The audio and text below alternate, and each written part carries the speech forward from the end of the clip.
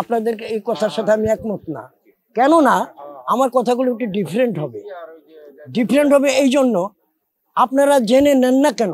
তাহলে হাজার হাজার বছর আগের ইতিহাস যদি আপনি জানতে চান, রবি চৌধুরী আজকে মারা যাবো, মুজিব পরদেশি মারা যাবো, এই ইতিহাসগুলি থাকবে না?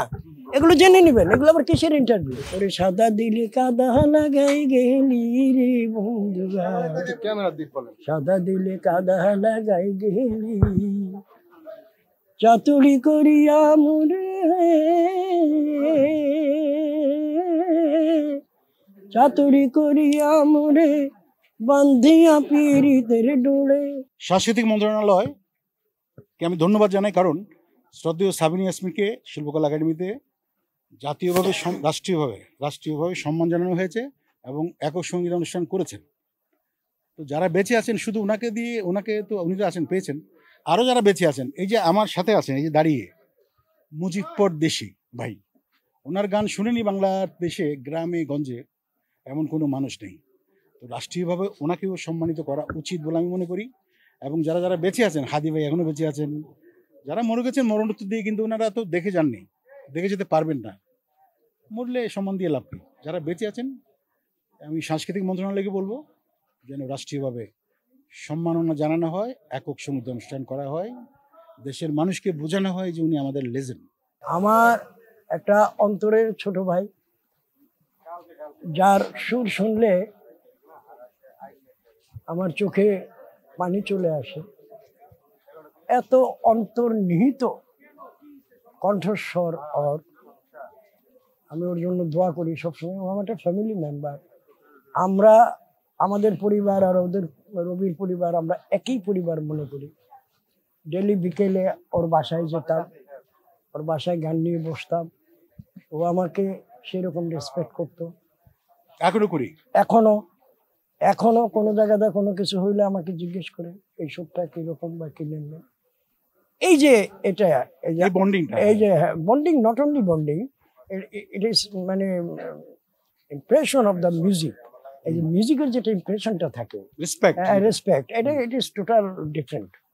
তো also I respect to him, আমি তাকে সম্মানও করি। আমি একটি কথা বলি, আমি আপনাদের এই কথার সাথে আমি একমত না। কেননা আমার কথাগুলো একটু ডিফারেন্ট হবে এই জন্য আপনারা জেনে নেন না কেন। আপনি যদি 1400 বছর আগের হাদিস কোরআন আপনি দেখছেন হযরত মুহাম্মদ রে, তাহলে তার আপনি কবিতা পড়েন না, ইতিহাস পড়েন না, আপনি কোরআন পড়েন না, আপনি গীতা মহাভারত এগুলি পড়েন না, তাহলে হাজার হাজার বছর আগের ইতিহাস যদি আপনি জানতে চান, রবি চৌধুরী আজকে মারা যাবো, মুজিব পরদেশি মারা যাবো, এই ইতিহাসগুলি থাকবে না? এগুলো জেনে নেবেন। এগুলো আবার কিসের ইন্টারভিউ? তাই ও দোতারাটায় পড়ছে ধুলা বালি, বাঙালি বাংলা গান কেমনে ভুই লাগে, আরে বাঙালি বাংলা গান কেমনে ভুই লাগে, আরে তবলা ঢোলার বাজে না, এক তারা কেউ চিনে না, ও দোতারাটায় পড়ছে ধুলা বালি, বাঙালি বাংলা গান কেমনে ভুই লাগে। এটা আমার এফডিসি আমি মনে করি। এটা ইন্ডিয়াতেও যখন আমরা করলাম, ভারতে যৌথভাবে বেদের মেয়ে জ্যোৎস্না ছবি, ওখানে চিরঞ্জিত করেছে, এখানে করেছে আমার ভাই ইলিয়াস কাঞ্চন, মানে অপূর্ব অভিনয় করেছে। চিরঞ্জিতের চাইতে বেটার অভিনয় করেছে আমাদের ইলিয়াস কাঞ্চন। আমাদের কিন্তু একটা কিউরিসিটি থাকে যে ভারতে অভিনয় করলে তারাই মানে বেস্ট অ্যাক্টর অ্যান্ড অ্যাক্ট্রেস, না, এটা আমি অ্যাকসেপ্ট করি না। আমি তো ওখানে মিউজিক করেছি, আমাদের মিউজিশিয়ান দে আর সো ট্যালেন্ট, ওখানে আমি সেই ট্যালেন্টসই পাই নাই। আমাকে বলে দিতে হয়েছে যে মেয়ে এমনি বাজাও, এমনি করো, এটা আমাদের দেশে বলতে হয় না। এটা জানে মিলন ভট্টাচার্য কেমনে তবলা টোকাটা দিব, বেহালাটা কেমনে বাজাবো, এগুলো জানা আছে। তো এই জন্য দে আর সো ট্যালেন্ট। তাই আছি গো মা বিপদে, বাইরে আলো চোখে, হরে না মা আমি বন্দি কারাগারি, জেলখানা সম্বল থালা বাটি কম্বল এছাড়া অন্য কিছু মিলে না আমার, এছাড়া অন্য কিছু মিলে না। সকাল আর সন্ধ্যায় দুইটি রুটি দেয়, রুটি খেয়ে পেট ভরে না আমার। আমি বন্দি কারাগারে, আমি বন্দি কারাগারে। না, ইনহেরিটেডই তো হলো, ব্যাপারটা হলো যে আমরা তো বাঙালি। বাবা ওখানে চাকরি করতেন, ব্যবসা করতেন। সেই ব্যবসার সুবাদে বাবা বিয়ে করে মাকে নিয়ে গেলেন, সেখানে আমার জন্ম হলো পাকিস্তানের করাচিতে। এবং আমার আরেকটি ছোট বোন, আমরা 2 ভাই বোন ওখানে হয়েছে। তা আমার বয়স যখন 11, তখন তথা আজকের বাংলাদেশ তথা পূর্ব পাকিস্তান, সেই সময়টাতে চলে আসছি এখানটাতে।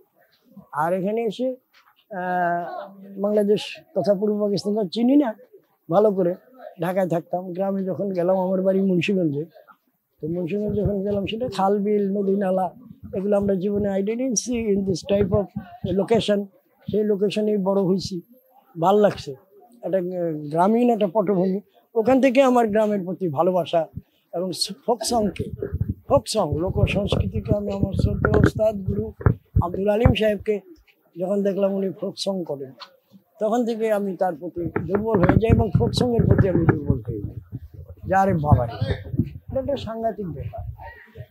তারপরে তার কাছে তালিম নিলাম, শিখলাম, আমার কাছে ভালো লাগলো। আর আমি তো পাকিস্তানে আপনার ওই বড় বড় ওস্তাদের কাছে আমি নিয়েছি, লেসন নিয়েছি মিউজিকে, শিখতে পারি নাই। তারপর যাই যতটুকু ওদের অ্যাসিস্ট্যান্টই করেছি চলচ্চিত্রে। এখানেও এসে চলচ্চিত্রে সুমল দাস, শত্রু সাহা, নুরুল আলম সাহেব, এদের কাছে শিখতাম আমি। তারপরে আমি নিজে মিউজিক ডাইরেকশন দিয়েছি বহু চলচ্চিত্রে, বহু গানে। অনেকে আমার সৌভাগ্য হয়েছে সব দিক থেকে। তারপর তো গান গাইলাম সেদিন, এন্ড অফ দিস টাইম আর কি। ওকে, সকলকে আমার কংগ্রেচুলেশন, আপনারা দোয়া রাখবেন আমার জন্য। হ্যাঁ, ওরে সাদা দিলে কাদা লাগাই গেলি রে বন্ধুরা, সাদা দিলে কাদা লাগাই গেলি, চাতুরি করিয়া মোরে,